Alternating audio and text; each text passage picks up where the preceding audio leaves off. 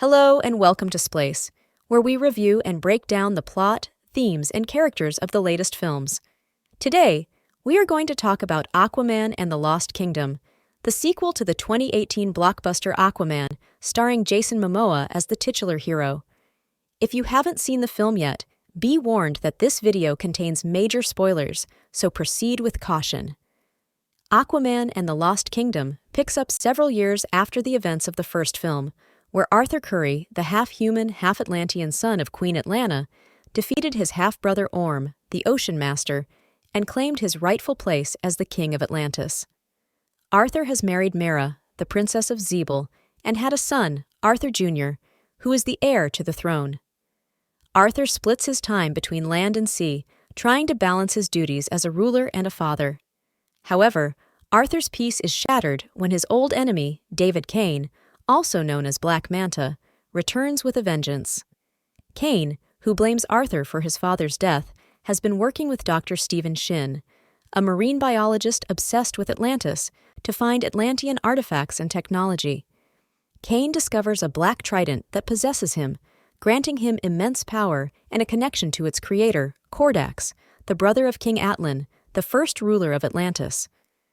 Kordax was a tyrant who tried to overthrow Atlan and use the black trident, which was forged from a dark metal called orichalcum, to destroy the surface world.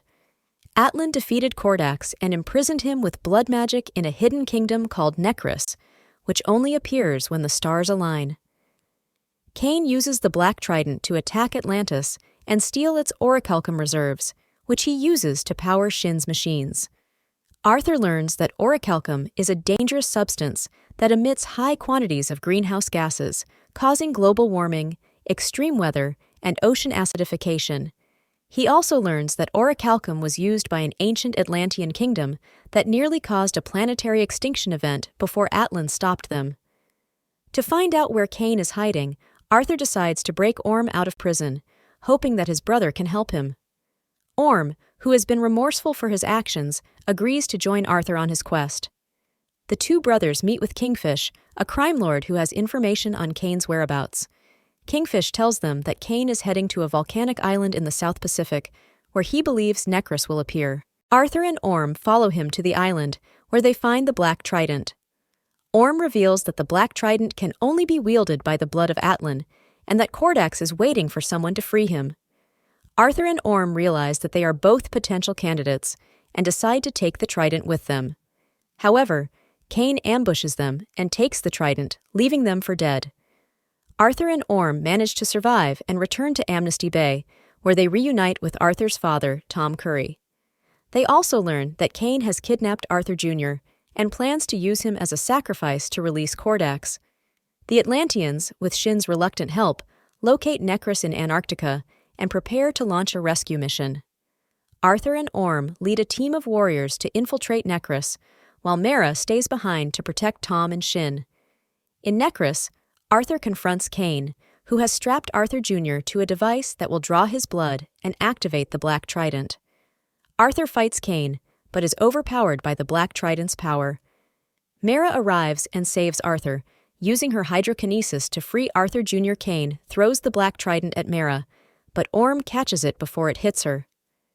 The spirit of Kordax leaves Kane and enters Orm, who becomes corrupted by the Black Trident. Orm attacks Arthur and Mera and uses his blood to reverse Atlan's magic, freeing Kordax from his prison. Kordax emerges, a monstrous being with tentacles and glowing eyes, and declares his intention to destroy the world. Arthur tries to reason with Orm, reminding him of their brotherhood and their love for their mother. He also tells him that he forgives him for his past mistakes and asks him to do the same. Orm, touched by Arthur's words, manages to overcome Kordax's influence and gives the Black Trident to Arthur. Arthur uses the Black Trident to destroy Kordax, ending his threat once and for all. With Kordax's magic gone, Necrus begins to collapse. Arthur and his family and friends escape, but Kane refuses Arthur's offer of help and chooses to die with his revenge unfulfilled. Back in Atlantis, Arthur and Mera decide to let Orm go and tell the rest of Atlantis that he died in the battle.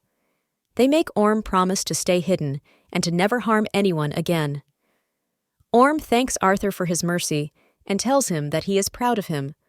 Arthur and Mera embrace their son and celebrate their victory. Arthur also decides to reveal Atlantis' existence to the world and makes an announcement at the United Nations, declaring his intentions of making Atlantis a member state. He hopes that this will foster a peaceful and prosperous relationship between the underwater kingdoms and the surface world and usher in a new era of harmony. Aquaman and the Lost Kingdom, the sequel to the 2018 hit. Aquaman is a disappointing and chaotic mess that fails to recapture the magic and fun of the first film. The plot is overstuffed and underwhelming, the dialogue is dull and exposition-heavy, and the characters are wasted and underdeveloped. The film also suffers from poor visual effects, inconsistent tone, and a lack of originality. The only saving grace of the film is the chemistry between Jason Momoa and Patrick Wilson, who reprise their roles as Arthur Curry, aka Aquaman, and Orm, aka Ocean Master. The two half-brothers have to team up to stop Black Manta, played by Yahya Abdul-Mateen II, who has been possessed by an ancient and evil force named Kordax, the brother of the first king of Atlantis. Their scenes together are the most enjoyable and emotional parts of the film, as they explore their complicated relationship and their shared heritage. However, the rest of the cast is either sidelined or underused, such as Amber Heard as Mera, Nicole Kidman as Atlanta, and Dolph Lundgren as King Nereus. The film also introduces new characters and locations that are either irrelevant or poorly explained, such as Necrus, the Lost Kingdom where Kordax is imprisoned, and Kingfish, a crime lord who has information on Black Manta's whereabouts. The film tries to cram too much into its runtime, resulting in a confusing and unsatisfying narrative. Aquaman and the Lost Kingdom is a letdown for fans of the first film and the DCEU in general. It is a bland and forgettable blockbuster that offers few surprises and little entertainment. It is a fitting end to a franchise that has been plagued by inconsistency and mediocrity. Aquaman and the Lost Kingdom is not worth your time or money, even if you have smoked weed. Thank you for watching the movie Explained and Review. If you enjoyed this video, please like, share, and subscribe. And don't forget to leave your thoughts and questions in the comments below. See you next time!